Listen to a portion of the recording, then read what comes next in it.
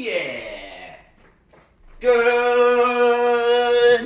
morning, Roll Gang, and welcome on in to a fresh episode. Good morning, Roll Gang.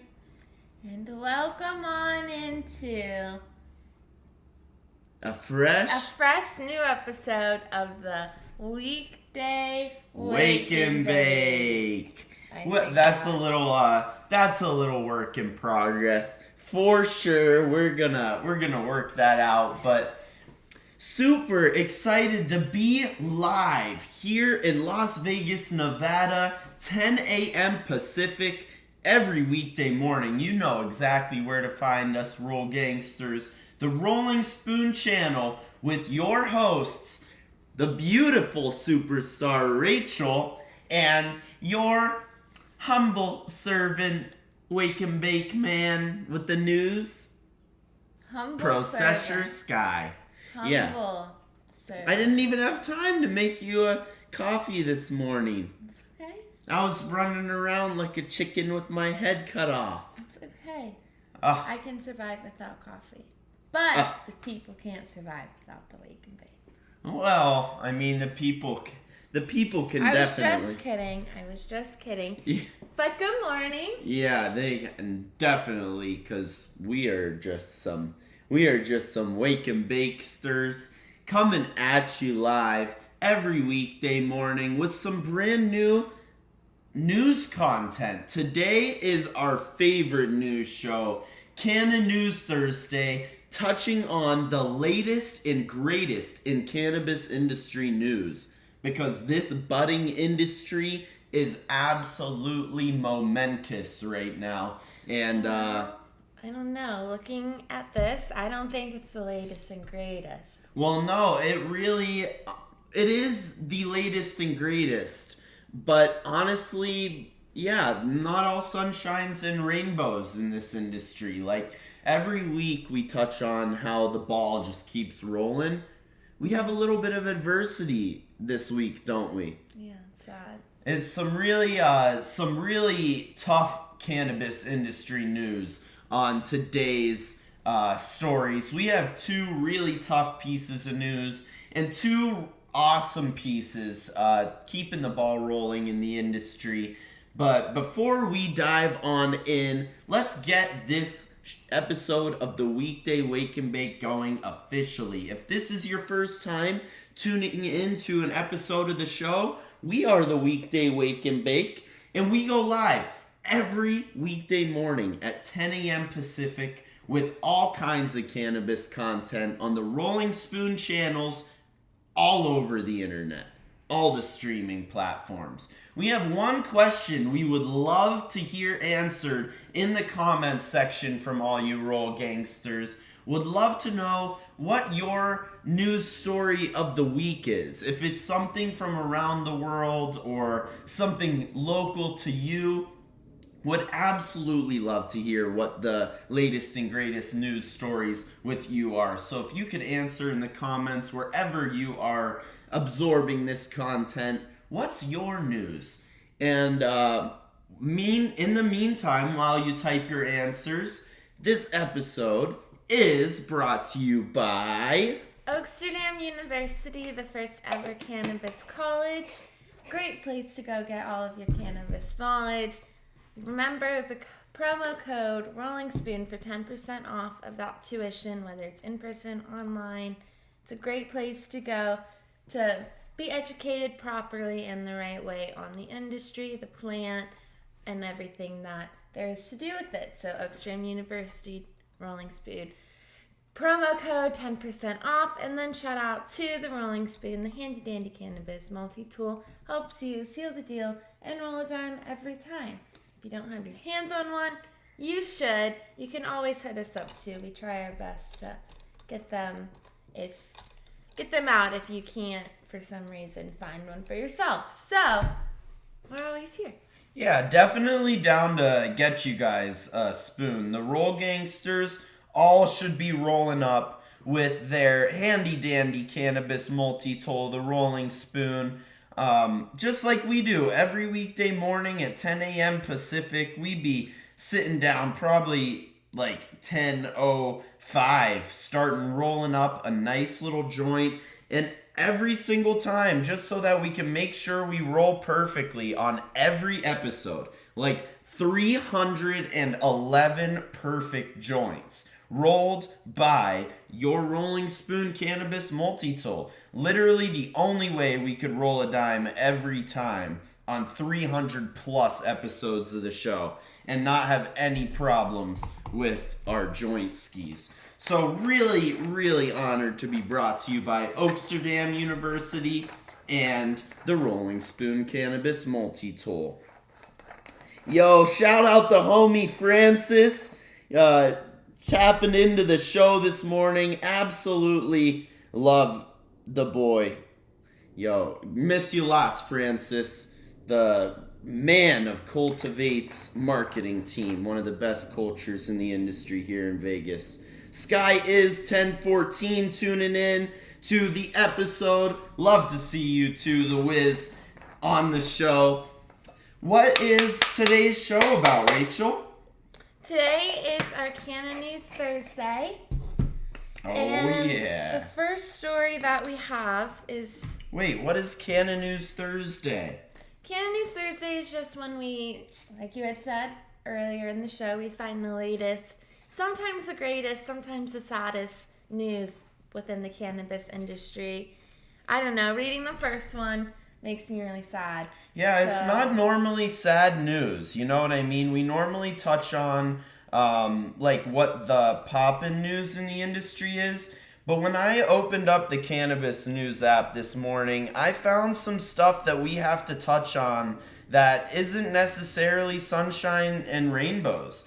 You know, a lot of the time the cannabis industry isn't sunshine and rainbows, even though we're getting to a place where it's a lot more accepted and appreciated. It's great to remember that we still have a ways to go. So we have a couple news stories to start the show that definitely are not good news, but you know, hopefully we can turn them into good news one day. You know, we need to learn from these horrible circumstances in order to build a proper framework for the future. So yeah, what's the first piece of cannabis industry news here on this Canon News Thursday, Rachel? Well, the first story we have is a 46-year-old man in Singapore was executed for carrying 2.2 pounds of cannabis. Executed.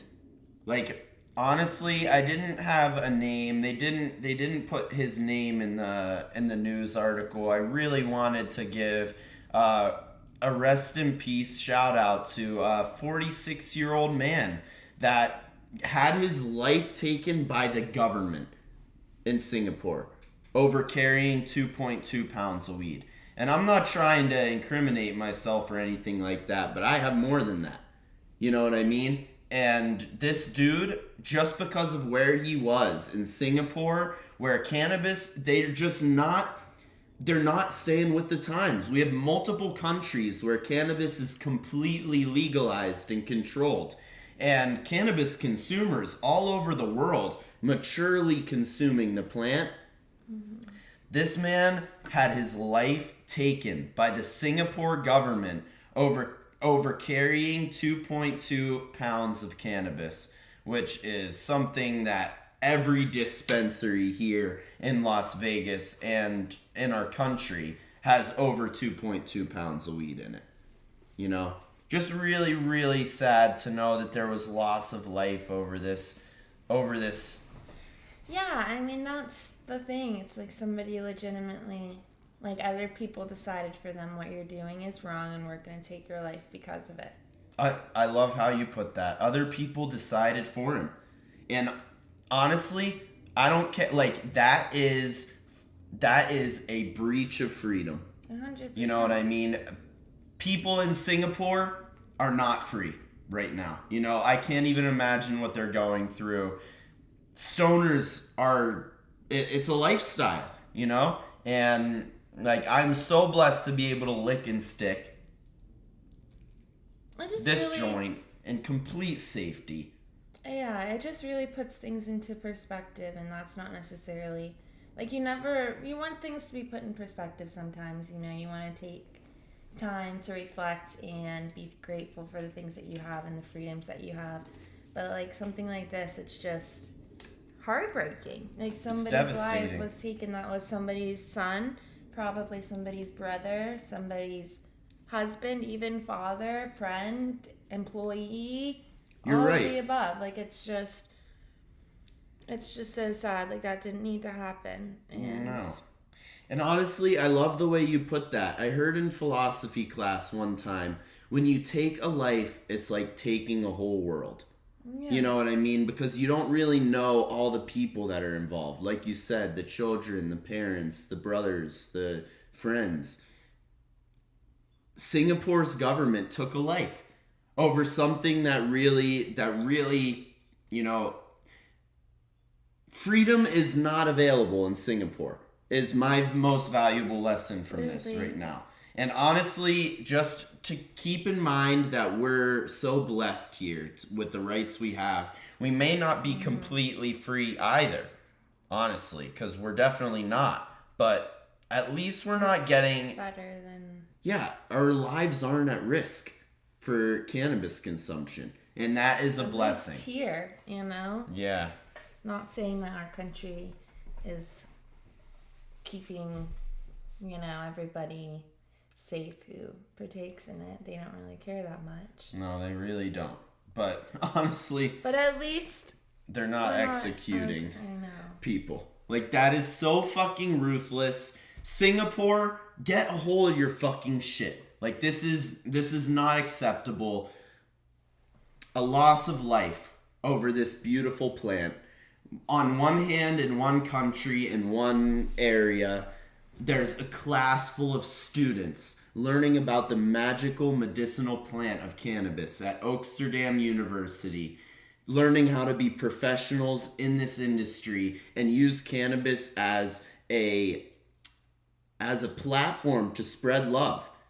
And meanwhile, someone's losing their life over it. Yeah. It's just unfair and just goes to show how cruel and hateful the world really is. Can be. Yeah, very true. Can be.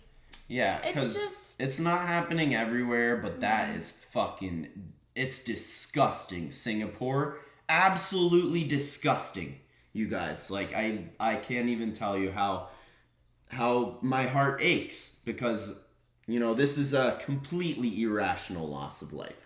Yeah. 46-year-old healthy man carrying 2.2 pounds of cannabis put to death in Singapore because the cannabis he was carrying. I understand that's a large amount. It's not like you're just carrying around 2 joints and they did that. I understand that it's a large amount, but I don't think death would ever... There's always a bigger fish. Yeah. I mean, I used to see boxes, which is 200 pounds of cannabis. Like, that is 100 times what he's carrying. You know what I mean? 2 pounds is nothing. I got robbed of 4 pounds. You know what I mean? It's literally nothing. And I felt like I was blessed to be robbed of that little. And this dude, 2 packs of weed cost him his life. We got to move on to the next story. Yeah. Definitely a tough one to start the show. Another tough one to start the show as well before we get on into the, better cannabis news here on this Can of News Thursday. So, U.S. Olympic long jumper Tara Davis Woodhull stripped of national title after positive cannabis test. So, the 2023 U.S. champion long jumper, the female who can jump the longest in the country, period, is a cannabis consumer. And she had her championship jump taken from her because she consumes cannabis. What a fucking shit show. So did they test her before? Afterwards. Why did they test her after? Because they didn't believe in her abilities or something? I don't even know. And honestly, like, I don't know if they must be admitting that cannabis is performance enhancing, or did she just, I guess, broke federal law? Honestly, well, I could understand the federal law part, but I mean, like, it's a calming type of drug, you know? It's not like you go smoke weed and then you go hit the gym and your muscles grow 10 times faster, or you run 10 times faster. Some people do claim, but yeah, you're right. But like in reality, not really. You normally still have those abilities within you. You just aren't tapped into that. Yeah.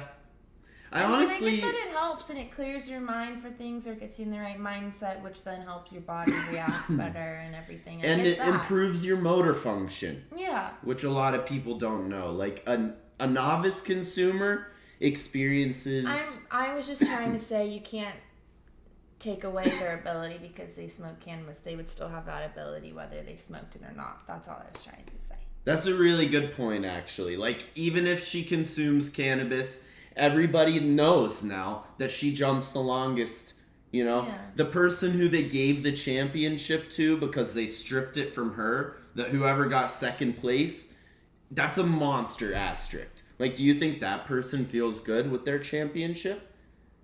I wouldn't even want it. No, I wouldn't either. I'd give it back to Tara. Like, I honestly would. Like, damn, girl. Like, you really, for smoking some pot, you had your national championship stripped. But honestly, I wanted to twist it good because cannabis does improve your motor function. I currently consume every day, and I can catch better when I'm stoned. I can run faster when I'm stoned. I'm better at tennis, my sport of choice, when I'm stoned. And I actually competed in the USTA 3-5 National Championship off of a full sip. I took a full-ass sip for the national title game. No one's going to come and strip my title. You know, it was performance enhancing. I was fucking chilling. I was playing I was so stoned playing my tennis match, but man, I was just content. You know, I was just chilling in the baseline, like putting balls in play all day long. Yeah. Motor function increased. Attention span increased. So maybe, honestly, U.S. government, you're on to something. Fine. Performance enhancing drug. Cannabis makes you better. So you can't use it if you're a professional athlete. Because it's an unfair advantage for the people who are consuming cannabis. Cannabis, always an advantage. Yeah. U.S. government just finally taking accountability for it. All right, let's get on into the good news. What do you say? Yeah, I say we switch it up. We get into some good news. Yeah, some bomb cannabis industry news. But before we get on in, do we have some banger sponsors of the show to give shout-outs to? Of course, as always, Oaksterdam University. Don't forget that promo code Rolling Spoon for 10% off. And then, of course, the handy dandy cannabis multi-tool, the Rolling Spoon, helps you roll a dime every time. Damn straight. Let's switch up. The last two pieces of cannabis industry news. Shout out Cultivate Las Vegas, an awesome. We got a dispensary Instagram account chilling in the chat. One of the best in the state too. Shout out Cultivate Dispensary. Culture for days over at the shop. Culture and flavor from Cultivate. Let's get into the good cannabis industry news. Okay, so Minnesota House and Minnesota House and Senate pass adult use cannabis bill, headed to the floor for final vote. Yep. So a couple simultaneous bills passing in Minnesota, and in a couple of weeks' time, Minnesotans adult use cannabis will be available. huge news for our roommate. Shout out the boy Zach, a classic Minnesotan from the great state of Minnesota. Really fucking pumped for another state to be joining the adult use column in the United States. That's exciting.